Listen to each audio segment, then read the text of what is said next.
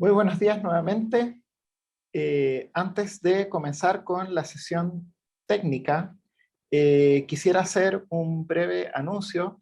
Recordarles que un poquito antes de las 13 horas vamos a tomar nuevamente la fotografía oficial del Congreso para quienes no tuvieron la oportunidad de asistir a la sesión de ayer. Y nuevamente quiero mostrarles esta obra de arte elaborada por Alberto de la Fuente para que se motiven a aparecer en nuestra fotografía. Y bueno, a continuación los voy a dejar con Hernán Alcayaga, quien es director de la Escuela de Ingeniería Civil en Obras Civiles de la Universidad Diego Portales, quien moderará la sesión técnica número 5, Diseño y Operación de Obras Hidráulicas. Muchas gracias, Hernán, por estar acá.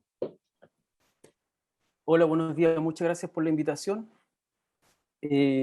Comenzaremos enseguida entonces esta quinta sesión técnica llamada Diseño y Operación de Obras Hidráulicas.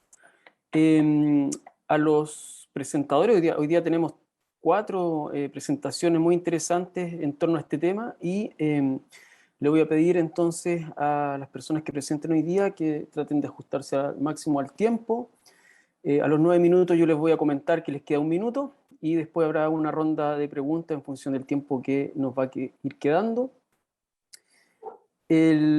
Bueno, quienes quieran pueden hacer sus preguntas, ¿verdad? A través de los medios que hay, el chat y todo eso. Y les rogaría, sí, que cuando formularan sus preguntas pudieran identificarse con su nombre y ojalá también con la afiliación cuál es su procedencia.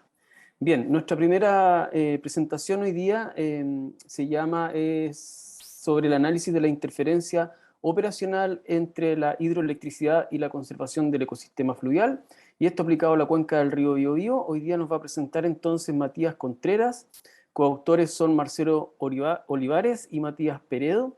Matías él trabaja en la Universidad de Chile, entonces Matías, puedes comenzar tu presentación. Gracias, Hernán.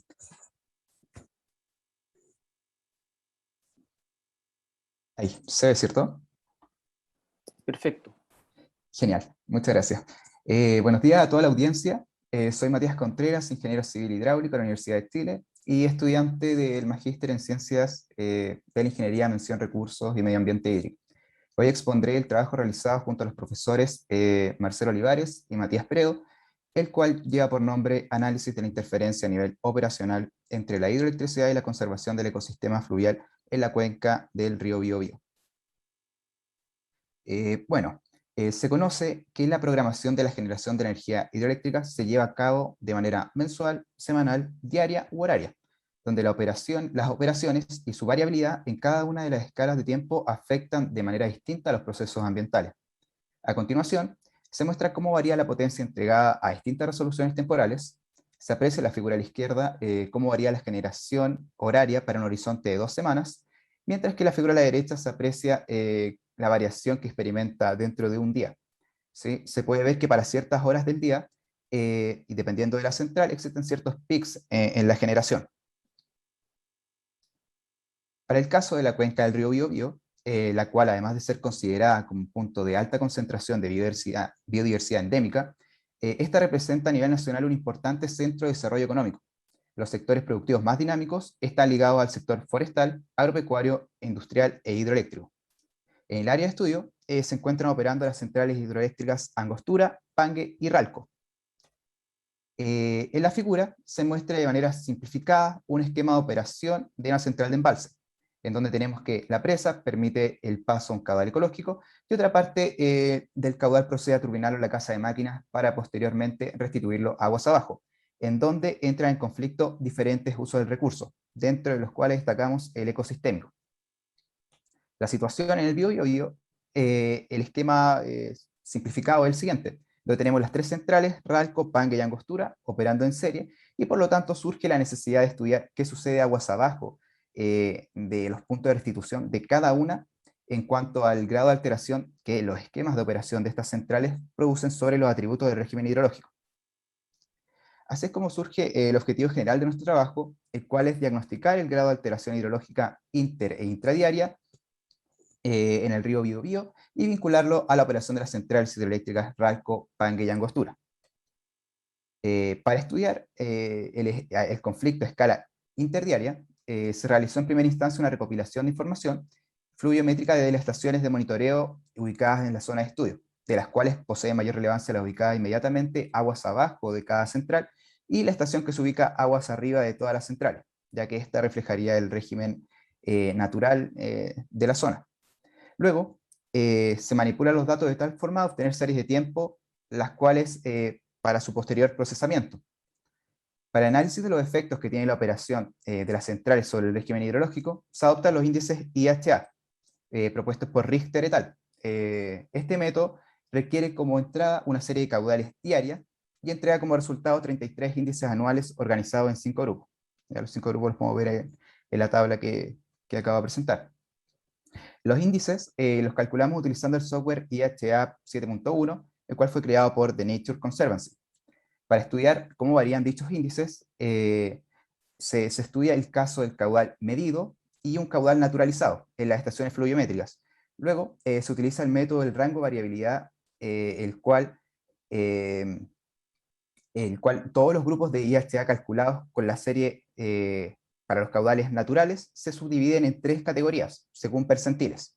Luego se tendrán las 3 categorías para cada IHA y se calcula la frecuencia esperada con la cual los valores de los índices IHA determinados con la serie de caudales alterados debería caer dentro de cada categoría.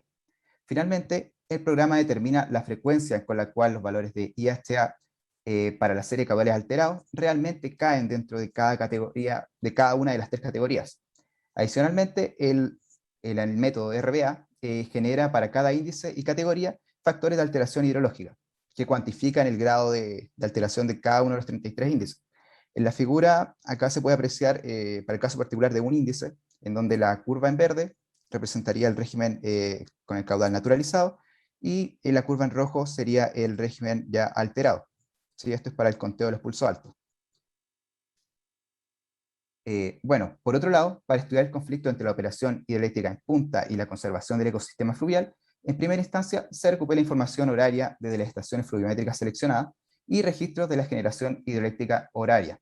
Posteriormente, se determinan los caudales turbinados por cada central, realizando la transformación de potencia a caudal mediante el factor de rendimiento de cada central y la cota de embalse. Luego, con las series horarias, se calculan las métricas utilizadas por Zimmermann et al. Ya para el caudal turbinado en cada central y estación fluviométrica ubicada aguas abajo de cada una, lo cual dará origen a un índice por día. Luego, con esta muestra se realizan las curvas de duración de cada indicador para cada una de las centrales y estaciones y se agrupan a distintas resoluciones temporales. Finalmente, para poder cuantificar el grado de alteración producto del hydropicking, se comparan las curvas de cada índice entre el régimen natural y el régimen alterado. En la presente figura se muestran los resultados del análisis de rango de variabilidad de cada índice de alteración hidrológica para el central Ralco. De esta figura es importante destacar que las barras están coloreadas según la categoría que exhibe la mayor alteración hidrológica de las 3 para cada índice de alteración hidrológica. Aquí tenemos 33 índices y cada barrita representa la categoría que posee mayor alteración hidrológica de las 3.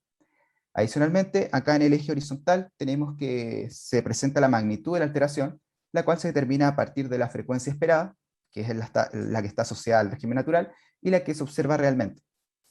Se puede apreciar en verdad que prácticamente todos los IHA sufren un grado de variación respecto a la situación esperada. A modo de ejemplo, se presentan algunos en detalle, que sería como la variación, la duración del pulso bajo, la variación de los conteos de pulsos altos y bajos. Ya se puede ver que estos son de los que presentan mayor alteración, y bueno, aquí en las gráficas es evidente. A continuación, se muestra el cálculo de las métricas mencionadas por Zimmermann para los caudales turbinados por cada central hidroeléctrica y los caudales horarios medidos de las estaciones fluviométricas cercanas a los puntos de interés.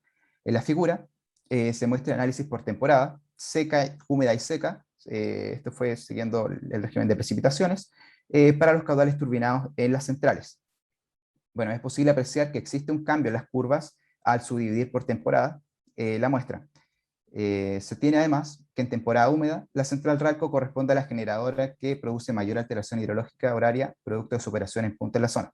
Ahí correspondería a la curva verde oscuro que va por sobre cada uno de los tres índices determinados. Bueno, al refinar el análisis, se agruparon las curvas de duración de cada índice según mes. Así es posible evidenciar cómo evolucionaría la alteración hidrológica a lo largo del año para cada punto analizado. En la figura se agrupan las curvas para los 3 meses en específico, que serían abril, junio y octubre. Respecto al grado de alteración del régimen natural, el cual está dado por la curva negra, este muestra una mayor alteración en los meses húmedos, presentando su mayor grado de alteración en el mes de abril. En este mes también se aprecia que la curva naranja, que asociada a Ralco, produce la mayor diferencia respecto al régimen natural. Le sigue la curva amarilla, que es la que está asociada a Pangue. Por otro lado, en junio se distingue un grado de alteración intermedio, preservando la tendencia de las generadoras que más producen, que más alteración exhiben respecto al régimen natural. Por último, en octubre se muestran los menores niveles de alteración, lo cual se evidencia en la coincidencia de las curvas de duración con respecto al régimen natural.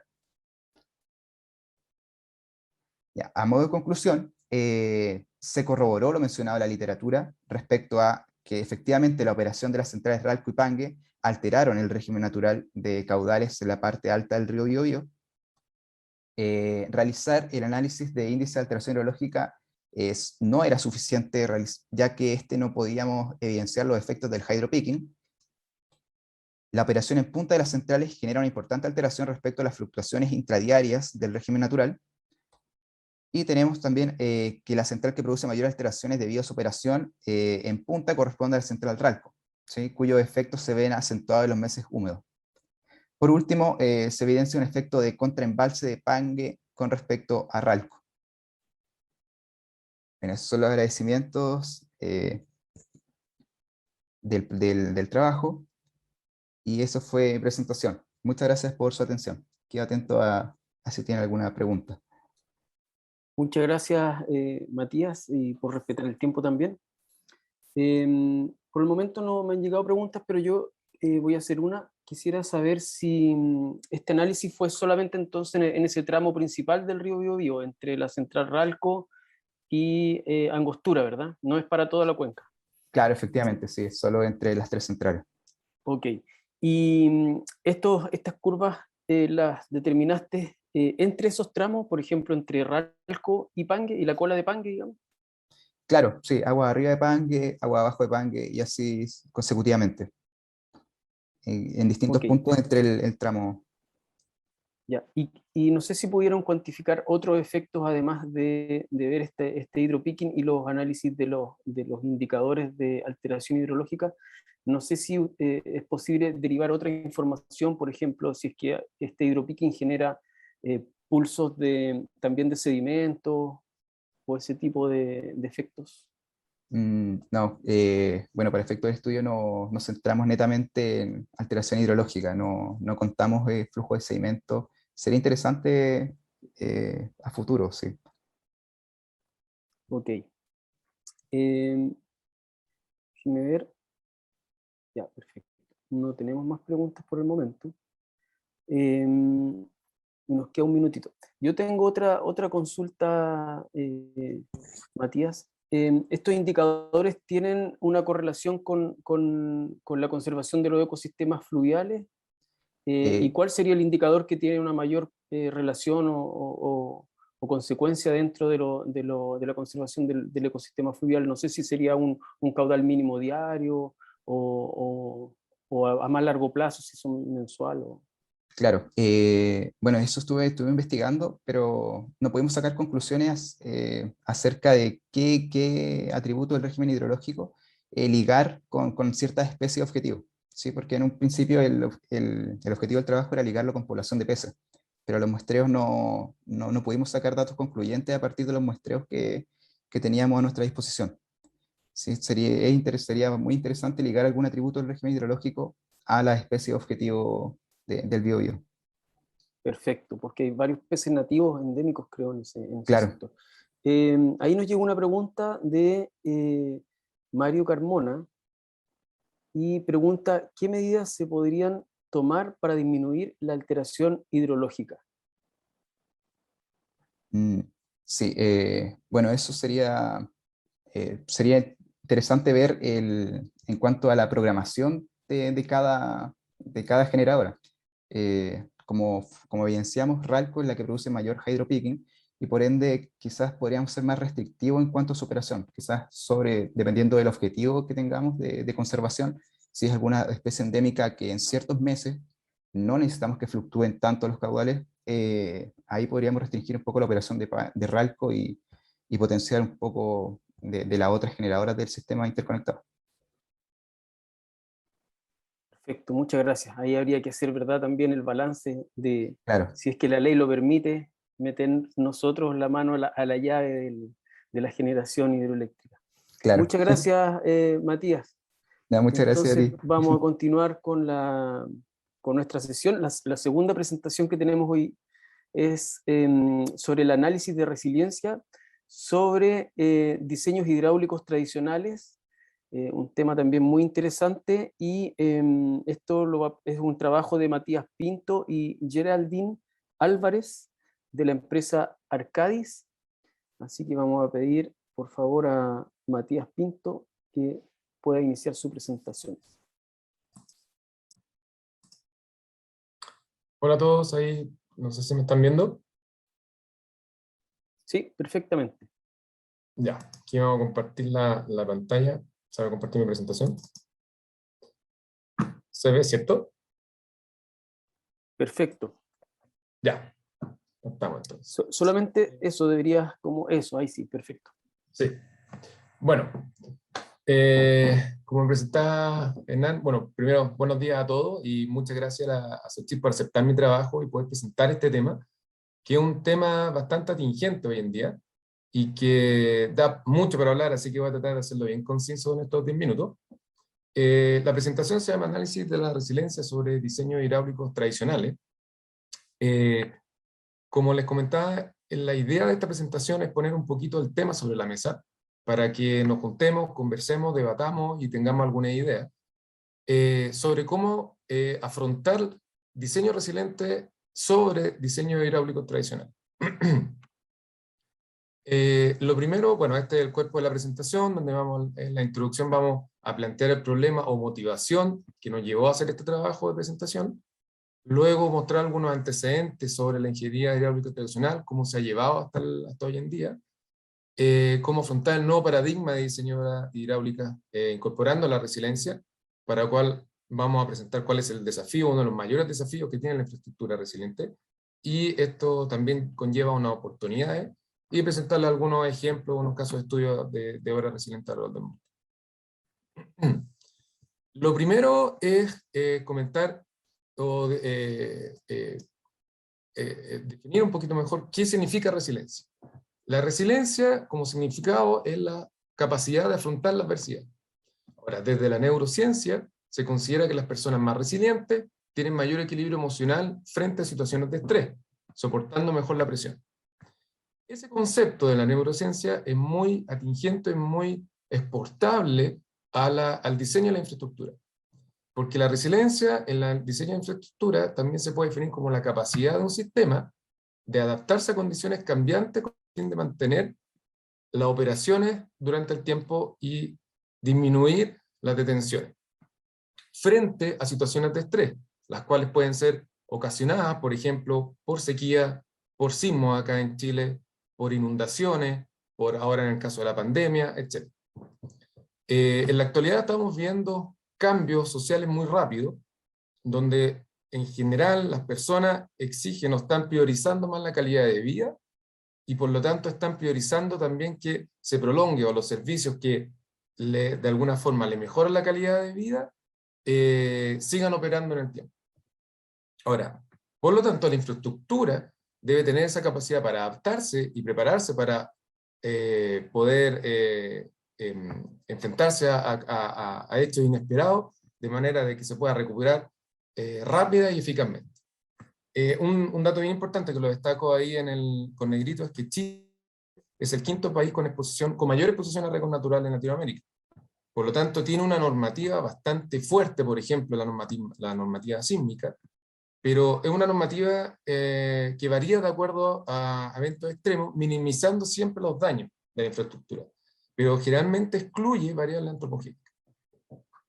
Ahora, en la ingeniería tradicional se busca generalmente solucionar o dar solución a un problema, dejando para etapas posteriores, o asumiendo que en etapas posteriores, ya sea para la operación y la mantención, se realicen las tareas adecuadas para maximizar y para que esa operatividad se mantenga durante el tiempo, lo cual generalmente o muchas veces eso no es así. Bueno, dentro de la ingeniería hidráulica tradicional, tenemos algunos manuales que nos han servido durante años y que requieren de una actualización. Ahora, esto sin ofender a nadie, porque yo sé que dentro de la sociedad hay varios involucrados dentro del manual de la cartera o el manual de la GA, que son muy buenos manuales, o sea, son manuales con un contenido técnico muy, muy bueno, muy rico, y que nos han acompañado por años y probablemente nos siguen acompañando. Sin embargo, como ya hemos visto en otras conversaciones, incluso en otros coloquios de hidráulica, son manuales que requieren de cierta actualización. Por ejemplo, son manuales que no incluyen aspectos de cambio climático, no incluyen modelos predictivos para hacer estimaciones de precipitaciones, por ejemplo. En el caso de las guías metodológicas para modificación de cauce y boca-toma, a lo mejor se podrían incorporar el uso del nuevo balance hídrico nacional, que está hoy en día en trabajo y está, yo creo que a punto de ser oficializado. Entonces, ahora nos enfrentamos al nuevo paradigma o cómo enfrentar el diseño de obra hidráulica resiliente. El mayor desafío que tiene la obra hidráulica resiliente es cómo poder pasar desde el planteamiento resiliente a la implementación resiliente. Eso conlleva a inversión. Lamentablemente esto alguien lo tiene que pagar. Y por lo general, a los inversionistas no logran valorizar o no logran ver el valor intangible de estos proyectos. Algunas veces incluso se desconoce el costo y beneficio del desarrollo de infraestructura resiliente. Por lo tanto, nuestro desafío como mundo ingenieril, es poder disminuir la brecha de quienes requieren de un financiamiento para un proyecto resiliente y de quienes están dispuestos a invertir. ¿Ya? Por lo tanto, poder responder la pregunta, ¿dónde y cuándo se debería invertir en resiliencia? Ahora, para poder afrontar esto se genera una gran oportunidad en el mundo de ingeniería, sobre todo para el mundo de ingeniería de infraestructura hidráulica, es que debemos hacer estudios de costo-beneficio haciendo análisis multicriterio para apoyar a la inversión o apoyar el desarrollo de estos proyectos y llamar a inversionistas de distintas áreas, de distintos actores. ¿Ya? Para eso, distintos actores me refiero no tanto gubernamentales, sino que también del sector privado. Ahora, para ello existen o ya se están desarrollando algunas metodologías a nivel mundial, y en Arcadi, en la empresa donde yo trabajo, por ejemplo, se ha desarrollado una metodología que le llamamos Optioneering, que son sesiones en las cuales se integra tanto el área técnica para el desarrollo de un proyecto como el área financiera, de manera de preparar estas sesiones, identificando cuáles son los requerimientos, cuáles son las ambiciones del sector del sector público, por ejemplo, y juntarlos con las cuales serían las ambiciones del sector privado. Lo que se espera obtener de esto son beneficios más amplios en todo el sentido de la palabra, en el cual se puedan cubrir tanto los requerimientos sociales como requerimientos económicos. ¿Ya? Ejemplos en el mundo existen muchos, algunos de gran envergadura, por ejemplo, como este, que es una obra que está en Nueva Orleans. Esta obra nació después del paso del huracán Katrina en Nueva Orleans, en la cual dejó a 1.800 fallecidos, pérdida evaluada en $125 millones, para lo cual el United States Army Corps of Engineers construyó un sistema de reducción de riesgo y daños por tormentas y huracanes, el cual tuvo un costo de 14,5 billones de dólares. Ahora, en 2012, mediante el paso del huracán Isaac, Nueva Orleans se mantuvo intacta. Por lo tanto, se podría decir que en 7 años tuvo un 6% de retorno de ingresos. Otros ejemplos, por ejemplo, existen en China, por ejemplo. Esto nace de un programa que existe en China de ciudades esponja, que le llaman, donde una de las ciudades en las cuales se ha llevado a cabo este programa es en Wuhan, una ciudad que tiene 12 millones de habitantes, y bueno, la hemos conocido también por el tema de la pandemia, se ve frecuentemente afectada por inundaciones provenientes de precipitaciones, y por lo cual se satura el sistema de drenaje urbano. Entonces, lo que se han creado son plazas o espacios públicos verdes, de manera de observar la agua lluvia y poder manejarla hasta un 60% en el caso de Wuhan. Por ejemplo, muy interesante en Rotterdam. Rotterdam, la mayor parte de la ciudad se encuentra bajo el nivel medio del mar, por lo tanto está muy susceptible o es muy susceptible a inundaciones, y tiene un buen sistema de drenaje de agua lluvia, pero que se encuentran con estanques enterrados bajo el nivel del suelo, que la gente no lo ve. Por lo tanto, se creó una iniciativa de llevar esta forma de controlar las inundaciones hacia la superficie, y se crearon estas plazas de aguas que le llaman.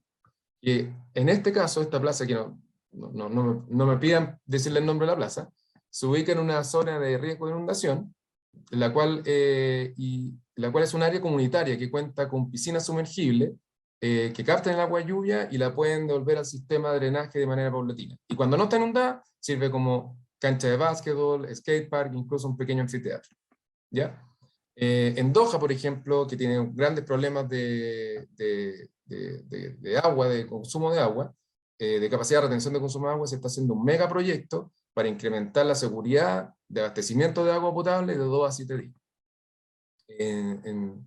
Estoy yendo medio rápido porque ya estoy viendo que se está cayendo. Sí, queda 1 minuto. Sí. Bueno, también en Sao Paulo, Arcadia ha trabajado en el recubrimiento de la llanura aluvial del río Tite, ya que debido a asentamiento urbano no regulado y un mal programa de vivienda, mucho alcantarillado llega directo al río, y por lo tanto la ciudad de Sao Paulo queda muy susceptible a contaminación debido a inundaciones por lluvia. Bueno, en honor al tiempo, ya aquí pasamos un poquito las discusiones y las conclusiones. Las condiciones políticas, sociales y ambientales exigen que tanto en Chile como en el mundo se resuelva de una manera conjunta los efectos que generan estos proyectos de infraestructura resiliente. ¿Ya? No solamente que se tengan que llevar al sector público, sino que también se conjuguen con el sector privado. ¿Ya? Por lo tanto, nuestro deber o nuestro fin es incorporar nuevas metodologías y herramientas que permitan realizar estas evaluaciones de costo-beneficio, poniendo toda la gente en la mesa, juntando actores ya sean del gobierno, comunidades, desarrolladores, inversionistas privados, etc. De tal manera de poder disminuir esa brecha de quienes buscan una mejora y por lo tanto requieren de una inversión, y quienes están dispuestos a invertir. Y como un llamado final es que dentro de las metodologías que ha desarrollado Arcai, y en las cuales ha participado en varios proyectos alrededor del mundo, estas metodologías, tanto la Arcai como otras, digamos, permiten entregar modelos de negocio en torno a una solución de desarrollo, todo lo cual conduce al final a poder hacer un informe de oportunidad de inversión, apoyado lógicamente por ciertas herramientas que pueden presentar resultados de costo-beneficio. Eso, creo que me pasé en 1 minuto, así que vamos a dejar hasta aquí. Agradecido de nuevo por el tiempo, y bueno, si tienen alguna consulta o comentario, me la hacen saber. Muchas gracias, Matías, por esta presentación muy interesante. Vamos a esperar entonces que lleguen las preguntas, y por mientras, yo tengo una pregunta. Algunos ejemplos en Chile de estas estructuras resilientes en obras hidráulicas. Y lo otro, ¿cómo se puede medir el nivel de resiliencia de una estructura? No sé si ustedes lo determinan con algunos indicadores o en función de quizás de algún indicador económico. Sí. Mira, en caso de Chile, qué bueno que me lo preguntaste, porque yo no lo puse en esta presentación, porque, por ejemplo, porque querían que me lo preguntaran, porque uno de los ejemplos de estos diseños resilientes son generalmente, en el caso de obra hidráulica me refiero, son obras desarrolladas por la DOH. Tenemos, por ejemplo, como puedo mencionar la construcción de obras aluvionales en la quebrada Paipota, en la región de Atacama. Hay sistemas de control aluvional en las quebradas de Esmeralda y Sofri, en el sector de Iquique. También hay todo un plan nacional de invierno 2021 llamado por el MOP, lo cual es una iniciativa que contempla una inversión de más de 140.000 millones de pesos, que representa un aumento como del casi el 80% en relación del costo de inversión del año pasado, perdón, del presupuesto anterior. Sin embargo, no lo mencioné porque, como tú dices, son iniciativas hechas acá en Chile, pero llevadas desde la DOH. Por lo tanto, vuelvo a la consulta hacia atrás. ¿Por qué solamente la DOH es la que tiene que estar involucrada en la inversión de este tipo de obras? El llamado que hago acá, o que queremos hacer aquí en esta presentación es, ok, hay una necesidad que no necesariamente la tiene que cubrir el sector público.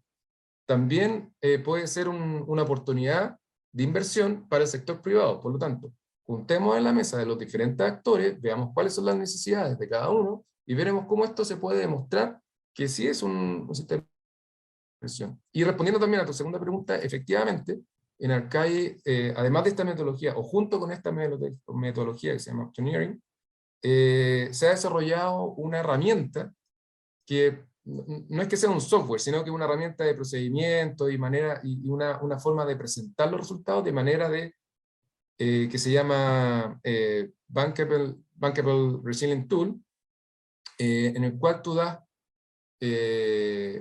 resultados o criterios, ratios, perdón, por así decirlo, en el cual tú puedes demostrar que diferentes sectores, debido por el hecho de invertir, o sea, por el hecho de de incorporar resiliencia en algún diseño, se pueden ver beneficiados, por ejemplo, en mejorando el valor de la tierra. Por lo tanto, se puede mejorar a la gente de bienes raíces. Tú les puedes demostrar, mira, si tú inviertes tanto en esta obra, el valor de la tierra podría aumentar tanto, por lo tanto tu inversión o tu valor en bienes raíces puede aumentar en tanto.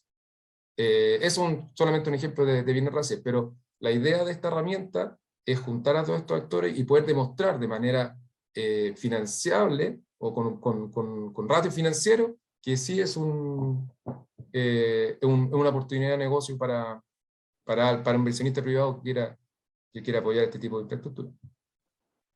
Perfecto, muchas gracias, Matías. Súper interesante el tema, podemos estar hablando mucho tiempo más, ¿verdad? Podríamos hablar de Sí, la plusvalía, de cómo podría mejorar efectivamente el valor de los exactamente. terrenos, cómo la infraestructura crítica podía hacer mejorar un poco más en su funcionamiento, Claro. quizás incorporar alguna de estas infraestructuras resilientes a los planes reguladores, ya sea metropolitanos Exacto. o comunales. Exactamente. Por ejemplo, en la presentación anterior de Catherine, que bueno, fue yo también que le hice la pregunta sobre estos sistemas o si hay humedales construidos en la ciudad para el control de inundaciones, no tanto solamente para mejorar la calidad de agua, sino que, por ejemplo, en Santiago, el sistema de manejo de agua lluvia y agua potable es unitario, sobre todo en el centro. Por lo tanto, todo el agua lluvia y el agua alcantarillado van al mismo sistema. Por lo tanto, cuando vienen una lluvia de precipitaciones muy grande, el sistema se satura. Por lo tanto, estos sistemas de humedales o de plazas de agua, por ejemplo, o de plazas de esponja, como lo que hacen en China, podrían permitir que la entrega de agua hacia el sistema de alcantarillado sea de manera paulatina, de manera que no colapse. Y como decía Catherine, claro, ella se ha acercado o lo que ha tratado es que el MOB se interese en este tipo de inversiones, pero a lo mejor no es necesariamente solamente el MOB el que se tiene que dedicar a esto. Entonces juntemos los distintos actores porque probablemente inversores de otra área, como el área de inmobiliaria, como el área financiera, se podrían ver interesados en este tipo de obras. Bien, con esto Un finalizamos, tema que ¿verdad? Podemos estar hablando ahí sí, mucho podemos rato. estar hablando toda la mañana y yo soy bueno para hablar, así que si quieren... Vamos a dar paso a la siguiente presentación. Muchas gracias, Perfecto. Matías, por esta presentación. Muchas gracias, ¿no? Y gracias a ustedes por la oportunidad de presentar también este tema. Encantado. Bien, continuando con nuestro programa, entonces, ahora vamos a ver la presentación de Pamela Muñoz y Fabián Tapia, también de Arcadis, así que deben ser colegas ustedes, sobre la aplicación del BIM, de Building Information Modeling, en obras hidráulicas, que es un desafío que tenemos como país, ¿verdad? Aprendizaje y desafíos, para mí es súper novedoso, yo nunca lo había visto aplicado a obras hidráulicas, así que por favor, Pamela, puedes empezar tu presentación. ¿Se ve ahí? Súper bien. Ya, perfecto. Hola, buenos días a todos. Mi nombre es Pamela Muñoz y claro, soy colega también con Matías, estamos trabajando en la misma empresa, pero yo les voy a presentar un tema bien distinto que está bastante en tema y ahí les voy a explicar el porqué. Y la idea en realidad es poder voltear un poco las experiencias que hemos estado trabajando en diseño de obras hidráulicas a través de la metodología BIM, que por sus siglas en inglés es Building Information Modeling. Así que voy a partir un poco con contexto histórico. La verdad es que los dibujos de obras hidráulicas o planos de obras hidráulicas siempre han estado históricamente. Ya en la época del Renacimiento podíamos ver importantes obras hidráulicas proyectadas por Leonardo da Vinci, sistemas de impulsión de agua con el tornillo de Arquímedes, sierras mecánicas en base a energía hidráulica, como también ahí se ve en la figura. Por lo tanto, siempre estos dibujos han existido.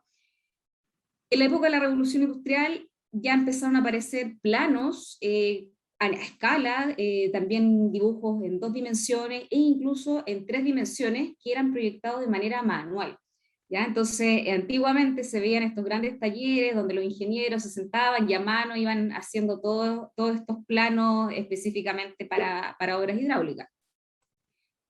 Ya a mediados del siglo XX empiezan a aparecer herramientas tecnológicas, en particular el software AutoCAD, que vino a ayudar en realidad muchísimo a lo que es la proyección de los planos, también a nivel de 2D o incluso 3D. ¿Ya? Entonces, hasta ahí más o menos estamos como parados actualmente.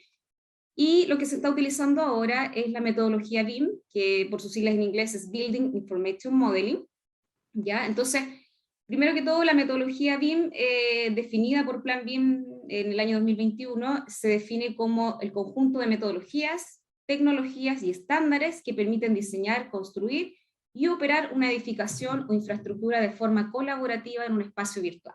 ¿Ya? Entonces, en resumen, esto es una metodología o un estándar de trabajo colaborativo. ¿Ya? Entonces, aquí en esta gráfica se muestra cómo hemos ido evolucionando en la forma de trabajar en cuanto a ingeniería. En nivel 0, ese es un sistema no inteligente, donde básicamente es un sistema solamente de control documental, ¿ya? Por eso está ahí como en blanco y negro.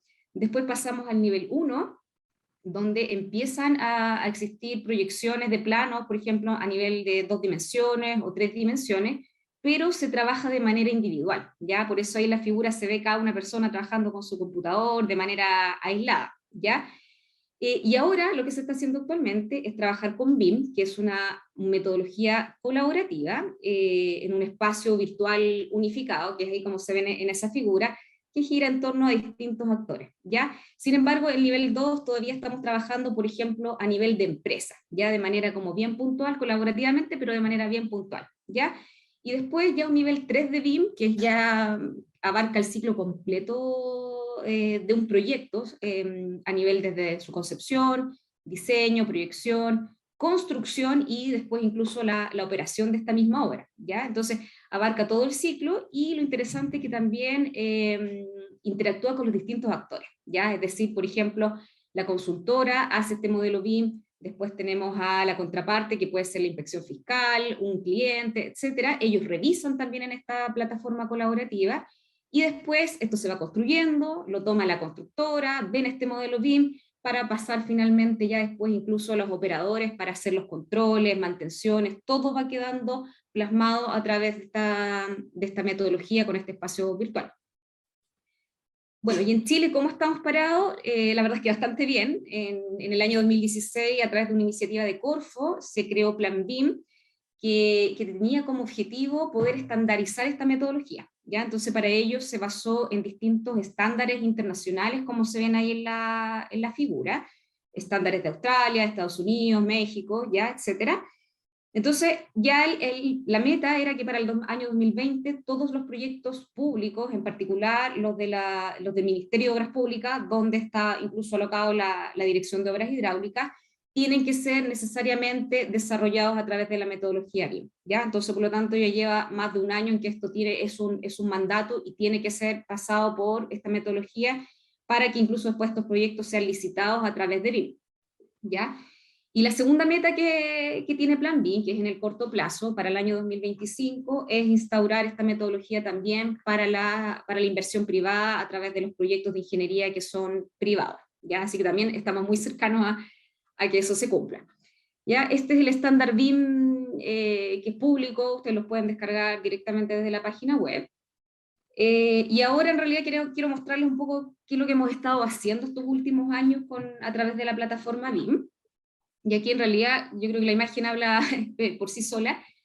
Este es un modelo en BIM que está diseñado para una obra hidráulica mayor, una presa, como la pueden ver ahí, y tiene también un muro, una taquilla para las obras de desvío para poder construir estas obras.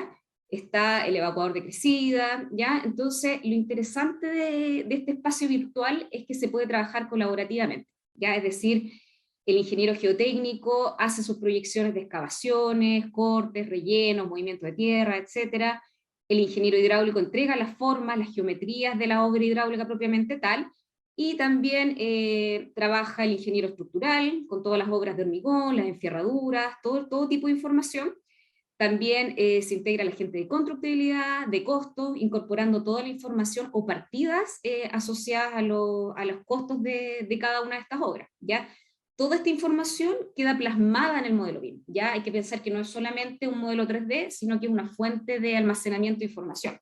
Es decir, las memorias de cálculo, las especificaciones técnicas, los costos, etcétera, todo esto queda plasmado en estos modelos, ¿ya?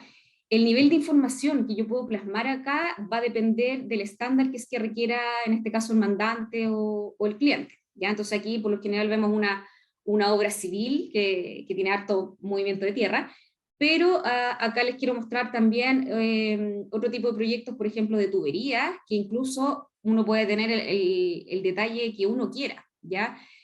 Aquí podemos ver una tubería que tiene una compuerta, y si se fijan, el BIM puede entregar el nivel de detalle que uno quiera, hasta el perno que se requiera, con toda la información asociada. La verdad, por lo tanto, es una metodología sumamente útil que permite trabajar, insisto, colaborativamente.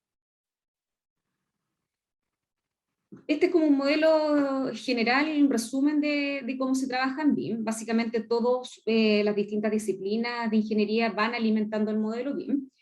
Y el modelo BIM, si bien tiene información en tridimensional, hay que aclarar que también el modelo BIM se puede diseñar en 4D, que aquí ya habla de la simulación de las etapas constructivas de la obra. Entonces, por ejemplo, en el caso de la presa que vimos recién, esta se puede ir construyendo por etapas, se va simulando por etapas, por lo tanto para la constructora es sumamente útil porque te permite ir separando la temporalidad, y también le puedo agregar la variable costos, y ahí ya pasaría a ser un modelo BIM en 5D, o sea, 5 dimensiones, ¿ya? Una vez integrado todo este modelo BIM, lo importante es que de este modelo se realiza la extracción de planos, ya toda la información de planos ya queda plasmada a través de este modelo. Sin embargo, todas las revisiones, coordinaciones, todo se hace en este espacio virtual. Eso un poco respecto al diseño de obras propiamente tal, o obras de ingeniería, pero hay que pensar que en hidráulica nosotros también desarrollamos muchísimos estudios básicos, ¿ya? Y eso tiene relación con modelos hidráulicos, áreas de inundación, estudios de flujos detríticos, arrastre, ¿ya? Y que eso se relaciona mucho con temas ambientales, ¿ya? Y esta información por lo general se trabaja en GIS, ¿ya? Sobre todo con superficie intervenida, y esta información de GIS también puede alimentar el BIM en el diseño, ¿ya? Y ahí es súper interesante porque van relacionados, es decir, un área de inundación me puede condicionar una obra hidráulica, ahí yo puedo modificar la ingeniería de esta obra, por lo tanto, sigue siendo una información muy integrada. Respecto a aprendizaje y desafíos, ¿cómo nos hemos ido visualizando estos últimos años? Primero, desmitificar que BIM no es una maqueta, no es un modelo 3D único. Queda un minuto, Pamela. Ya, y tampoco es un software específico. Ya, lo que importa en realidad es que es una metodología y que puede durar toda la vida útil de un proyecto con importantes fuentes de información, lo que permite gestionar y tomar decisiones durante las distintas vidas útiles. Hay que pensar que las ingenierías anteriores han estado desarrolladas a nivel convencional, por lo tanto, lo que se está haciendo ahora en ingenierías básicas o ingenierías de detalle es tomar estas ingenierías previas y replantearlas en el BIM. Ya se están integrando a través de modelos previos a la construcción. ¿Ya?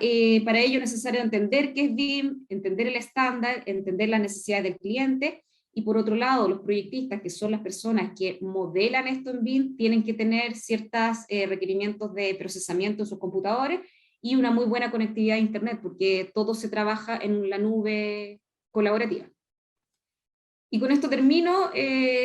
Para mí la principal conclusión es que estamos en una época de transición. Es como pensar en el pasado cuando se hacían los planos de manera manual y llegó el AutoCAD a revolucionar todo este tipo de trabajo. Acá es un poco lo mismo. Estamos pasando ya a un modelo virtual de manera colaborativa. Es necesario ir entendiendo estas metodologías de trabajo, entender el estándar. Hay ciertas industrias que ya lo tienen muy internalizado. Por ejemplo, Codelco tiene su estándar para trabajo de BIM en todas sus disciplinas. A nivel académico, a nivel de colegios y a nivel de universidades es necesario también ir internalizando este tema. Y bueno, las generaciones más jóvenes en realidad son mucho más fáciles de ir internalizando este tipo de tecnología. ¿Ya? Y el modelo 3D no es el BIM no es un modelo 3D, y su poder se basa en la gestión que tiene en su interior, ya que puede ser de gran utilidad. Eso sería. Muchas gracias. Muchas gracias, Pamela, por esta presentación. Tenemos tiempo para un par de preguntas. Hay una pregunta de Valentina Martínez Olmedo. Ella está preguntando sobre las coordinaciones BIM y su pregunta es: ¿cómo es coordinar a tantas disciplinas distintas en un solo modelo o en un solo proyecto?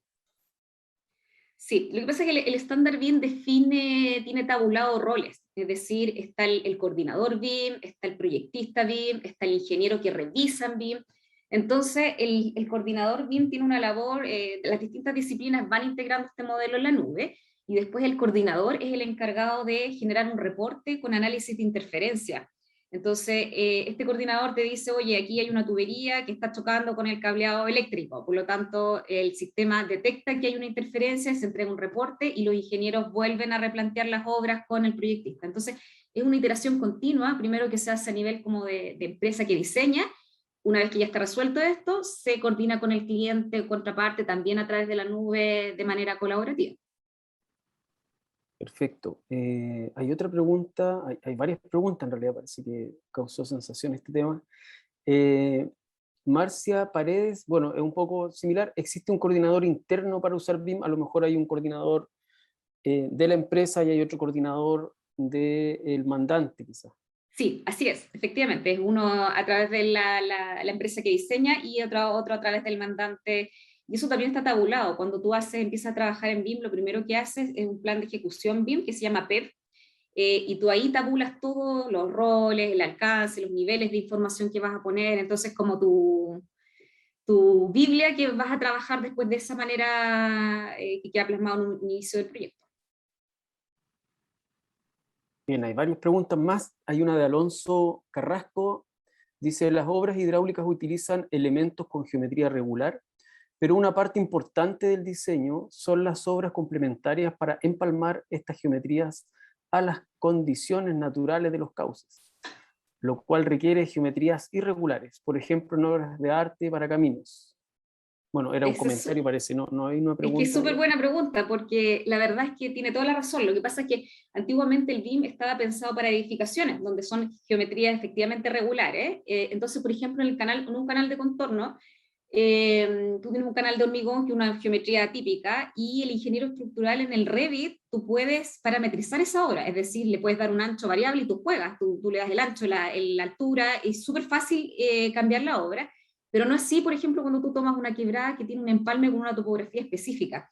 Y esa obra hay que hacerla a mano, o sea, específicamente no puede quedar parametrizada.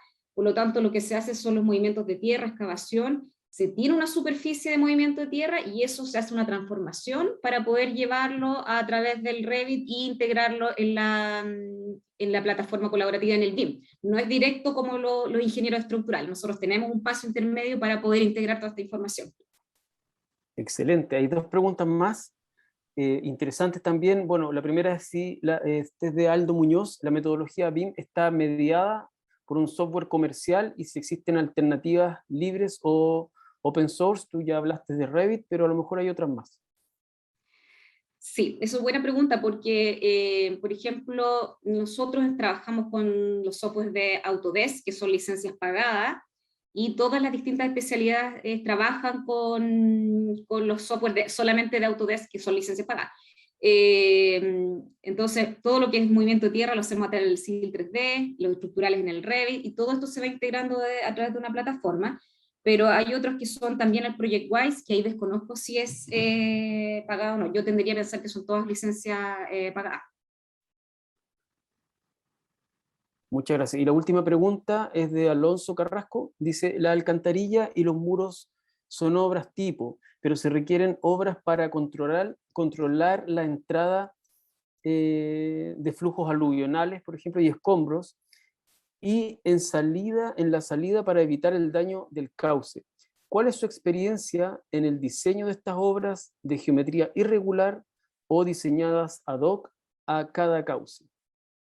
Sí, hay un poco lo mismo que habíamos conversado anteriormente, son obras hechas a medida, o sea, aquí lo que manda es la topografía y la superficie de excavación requerida, pero lo importante es que también existe la variable de sustentabilidad, que uno puede agregar, por ejemplo, el área de inundación para un periodo de retorno X, eso se puede agregar como a nivel de información y que también es de utilidad a veces cuando también se presentan los estudios a la Dirección General de Agua. Ya hay que agregar que la DGA en sus permisos sectoriales o los permisos de la DGA no está pidiendo la información en BIM, pero muchas empresas, como ya se está trabajando con estas metodologías, se hace el BIM y después se extraen los planos de información, por ejemplo, áreas de inundación, para presentar a la DGA. Así que son obras en realidad hechas a medida, cuando hay topografía hecha a medida según el terreno natural. Bien, muchas gracias, Pamela. Entonces tenemos varios desafíos en nuestra disciplina, ¿verdad? Tanto de formar a las personas con capacidades humanas y también los desafíos de computadores, porque entiendo también que se requiere mucha capacidad computacional para manejar estos modelos. Sí, a nivel de ingeniería en realidad hay hartos cursos gratuitos que en realidad hay que estar como informados, leyendo, y los proyectistas ya tienen otro rol más de modelación, así que también a buscar información, que hay harto también en internet. Bien, te agradecemos, Pamela, entonces por esta presentación y pasamos a la siguiente rápidamente. La presentación que termina esta sesión es detección, localización y cuantificación de fugas en redes de agua potable con sus riesgos asociados. Acá hay varios coautores, el principal es el señor Boris Gaete, de RIPA CAPTA de la Universidad de Chile, que es el Centro Avanzado para Tecnologías del Agua. Así que, Boris, si estás por ahí, puedes comenzar tu presentación.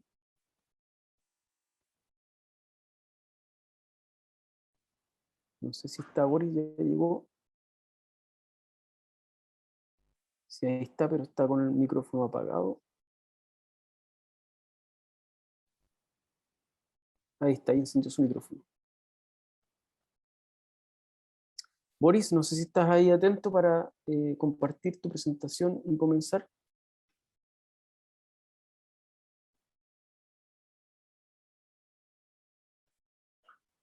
Parece que hay algún tipo de problema.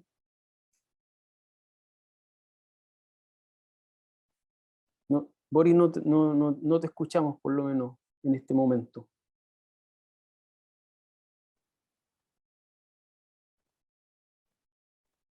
Esperamos un minutito entonces, Pablo, me imagino, hasta que Boris pueda conectarse. Así es, mientras resolvemos este problema técnico, aprovecho de recordarle a nuestra audiencia que un poquito antes de las 13 horas vamos a estar tomando nuevamente la fotografía oficial del Congreso, y para darles una alerta de spoiler de cómo quedará esta maravillosa obra de arte, ahí pueden ver la foto. Bueno, en realidad es un collage de fotografías tomadas el día de ayer. ¿Aló? Ahí sí. Y ahora apareció Boris. Sí. ¿Aló? ¿Ahí sí me escucho? Uy, Sí, tuve un ahí problema. está. Boris, puedes, si quieres, compartir tu Sí, voy a prender la cámara. presentación.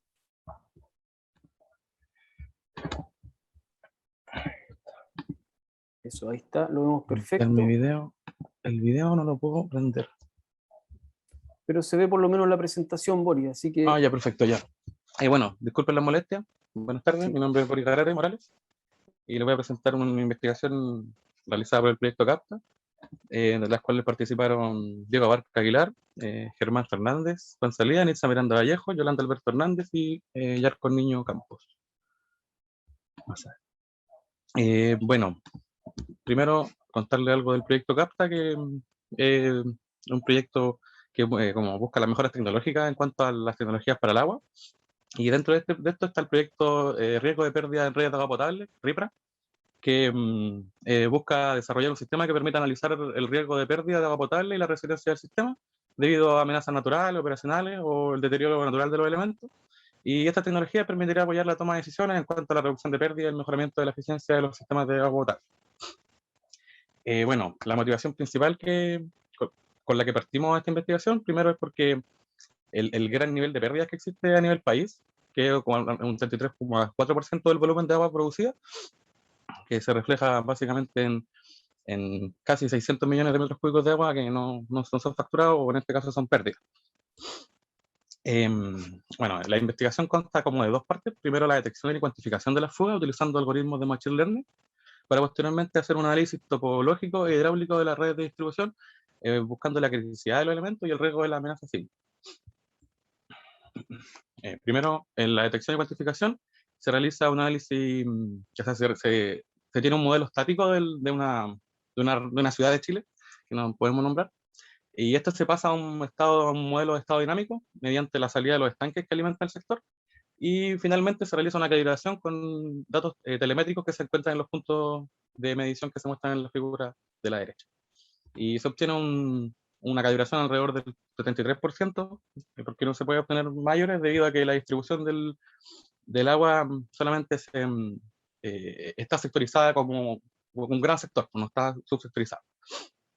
Luego del análisis hidráulico y la calibración, se realizan 2.304 simulaciones de fuga y 1.296 simulaciones de no fuga, las cuales se van a introducir en el algoritmo de aprendizaje supervisado como la Super Vector Machine, para que ésta me la clasifique como fuga o no fuga en función de los datos que nosotros le metamos. Y dentro del Super Vector Machine se realiza una validación cruzada de los parámetros de esta misma para calibrar los parámetros y no obtener cualquier cosa. Bueno, con los escenarios ya nombrados de fuga y no fuga, se generan 3 ordenamientos diferentes para generar 3 SVM diferentes. Y esta SVM, en función de los datos, cómo se lo entrego ordenado, me va a dar diferentes resultados. Se generan 6 SVM diferentes, pero al final se obtienen buenos resultados con el ordenamiento 1.2 y 2.2, que son, al promediar la presión a lo largo del día de todas las simulaciones. Y bueno, los resultados que se obtienen se muestran básicamente en esta matriz de confusión, que se obtiene una diagonal bastante marcada, por lo que la SVM sí está encontrando las fugas en los sectores que están. Se hicieron 16 fugas en 16 sectores diferentes, por lo que las clases 0 es sin fuga y del 1 al 16 son las fugas de los diferentes puntos del sector. Con estos resultados de las matrices, con una matriz tan casi perfecta, por así decirlo, se puede pensar que el algoritmo de aprendizaje supervisado tiene un sobreajuste, por lo que hicimos una variación del parámetro C, que es el parámetro como que de aceptación de los errores para la SVM, y con esto disminuimos un poco la diagonal y se elimina ese sobreajuste que se pensaba que se tiene. Bueno, como conclusión se puede decir que esta parte de la investigación toma bastante tiempo en cuanto como a la modelación hidráulica, la generación de datos y la extracción de estos para poder ingresarlo a la SVM, pero finalmente se obtienen buenos resultados con 2, por lo que se podrían detectar y localizar fugas en distintos sectores con esta metodología. Pero es necesaria una gran cantidad de datos de la red para realizar un modelo bien calibrado, datos que no siempre están informados o que no son recabados por la empresa. Bueno, como ya dije, la calibración fue cercana al 73%, y yo creo que el hecho de no obtener una calibración mayor es que la distribución diaria de la demanda está sectorizada en un puro gran sector y no dividida en subsectores. Y la SM, si bien responde bien a las simulaciones entregadas, solo está respondiendo a 16 fugas en 16 sectores puntuales. Entonces, si yo quiero mostrarle, si yo quiero obtener fugas en todos los sectores de la red, necesitaría tener modelada fugas en todas las partes de la red, o una malla mejor distribuida en el sector, como para que la detección de las fugas sea más sectorizada, más localizada y no tan general. Y bueno, como dije anteriormente, para el correcto funcionamiento de la SVM se recomienda ajustar el parámetro C. En el caso de la primera SVM se recomendaba entre un C de 15.000 a 20.000, y para la SVM segunda uno de 5.000. Y por último, la continuación de este estudio permitiría cuantificar de la misma forma las fugas, ya que se podrían generar simulaciones no solo de fugas en distintos sectores, sino que de distintos caudales de fuga, lo que me haría crear más clases. O sea, ya no tendríamos clases de 1 al 16, sino que tendríamos de 1 al 32, porque tendríamos 16 clases de un tipo de fuga, caudal 1, y de otro caudal de fuga 2. Bueno, la otra parte de la investigación corresponde al análisis hidráulico para el estudio de criticidad y riesgo, y este se realiza en el software ePanel. Se generan redes de juguetes aleatoriamente, o redes como la que se muestra aquí en la izquierda, y estos modelos dependen de la presión. O sea, la demanda va a depender de la presión, por lo que si la presión no llega a tal punto, la demanda no se va a satisfacer de la mejor forma. Y bueno, en esta red de juguetes se imponen reservorios estanques a 32 metros columna de agua, lo que me distribuye el agua por la red. Bueno, en base a los modelos disponibles de amenaza, se determina el valor de la aceleración de gravedad sobre cada elemento de la red, y se emplean estudios de fragilidad para estimar el grado de daño de cada elemento. Y el modelo relaciona la tasa de excedencia anual con la medida de intensidad del escenario de cada sismo, como es la aceleración de gravedad en este caso. Y los escenarios sísmicos combinan la curva de la fragilidad y asocian la probabilidad de ocurrencia de un cierto estado de daño o un cierto estado de daño de elementos de la red para cada escenario, para cada aceleración de gravedad que se imponga. Bueno, ¿qué se obtiene? Se obtienen como en la Story Network, al aplicarle los puntos de la curva, se obtienen diferentes escenarios de daño sísmico, como el que se muestra en la figura izquierda, que muestra cuáles son las tuberías dañadas por en este caso el sismo, y se ven que hay hartas de daño mayor y de daño moderado. Y en la imagen de la derecha se muestra los nodos que no cumplen con la presión mínima normativa, y este es como el peor de los casos, ya que o sea, bueno, el peor de como en el caso de la izquierda se muestran los daños en la infraestructura, aquí se muestran cuáles serían los nodos que no satisfacen la presión mínima para el consumo de la gente. Bueno, se utilizan diferentes métricas para evaluar el desempeño de los modelos, y las métricas que se utilizan son la presión mínima normativa, que serían los 15 metros columna de agua, la presión mínima posible, que serían 5 metros columna de agua, la disponibilidad de agua de los ¿cómo se llama esto? De los usuarios, por así decirlo, si se cumple su demanda de agua, el grado entrópico del sistema en sí, y el índice de Todin. Además de esto, se añade una métrica económica que calcula la cantidad de nodos a los que la presión promedio se encuentra bajo la normativa mínima, que básicamente es lo mismo, pero lo hace en función de la, ¿cómo se llama esto? De las multas que recibe la empresa, y a esto le asocia una cantidad de daño a la red de distribución. Y cosa que se obtiene como resultado, se obtienen estas curvas de tasa de excedencia anual en función de la métrica que le otorguemos.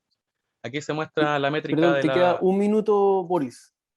de la presión mínima y la métrica de las multas por incumplimiento. Entonces, estos puntos que se ven son los escenarios que se mostraron acá en las redes.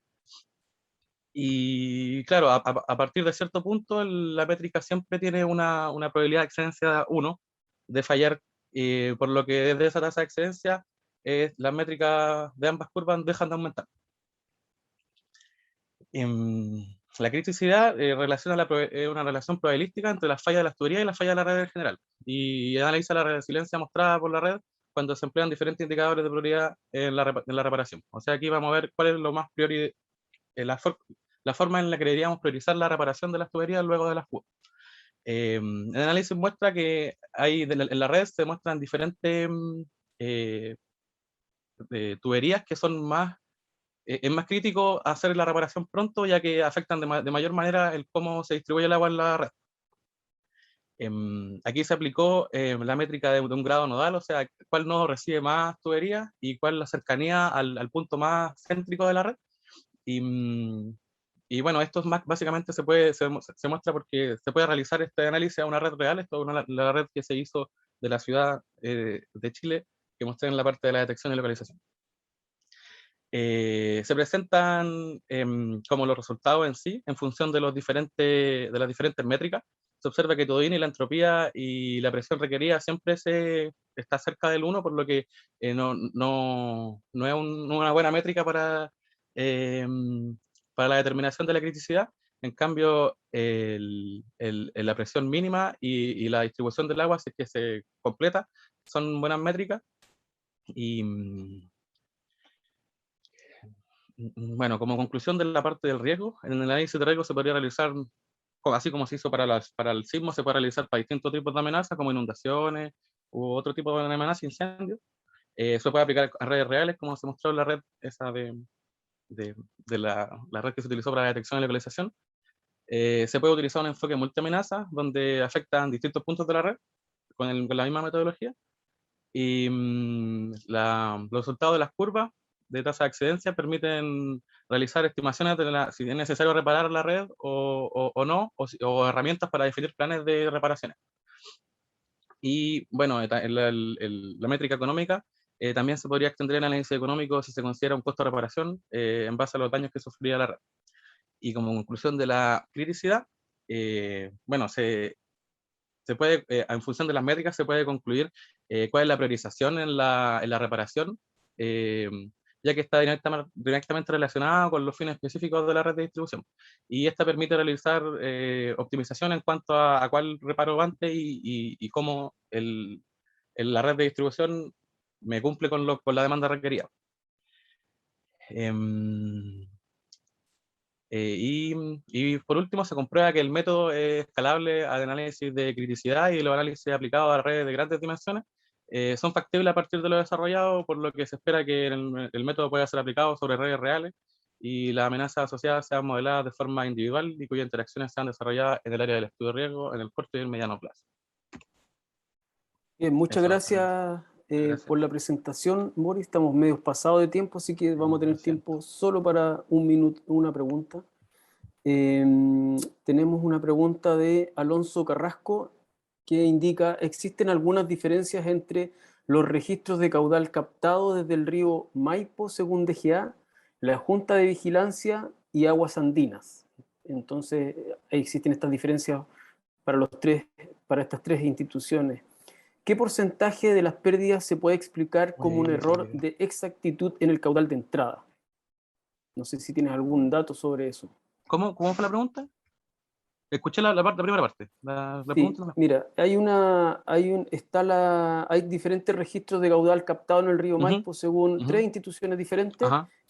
DGA, Junta de Vigilancia y Aguas Andinas. ¿Qué porcentaje de las pérdidas se puede explicar como un error de exactitud en el caudal de entrada? ¿Qué porcentaje de las pérdidas? Uy, no sabría decirte un porcentaje. Porque, o sea, el dato nomás del agua no facturada, con el que partimos como base, no andamos como Okay, en cuál es y el no sé porcentaje si de pérdida de sabes, producción o distribución en en sí por general, la agua andina. ¿cuál es el porcentaje de pérdida no facturada? Bueno, depende de la empresa, pero a nivel nacional el 33.4 que mostré en la PPT. En ese estudio se vieron 28 empresas concesionarias. Dentro de eso estaba Agua Andina, Esval, las más grandes. Entonces ese 33 debería ser como el promedio representativo, diría yo. Perfecto. Bien, muchas gracias, Boris, por esta presentación. Gracias a todos y disculpen las molestias. Bien, Juan Pablo, Pablo, Ok. no sé si quieres cerrar la sesión tú. Sí, primero que todo quiero agradecer a nuestros expositores y expositoras, a los dos Matías, a Pamela y a Boris. Vamos a hacer una pausa de 5 minutos y al regreso vamos a estar con una apasionante sesión técnica dedicada al diseño hidrológico. Así que no se la pueden perder, los esperamos entonces.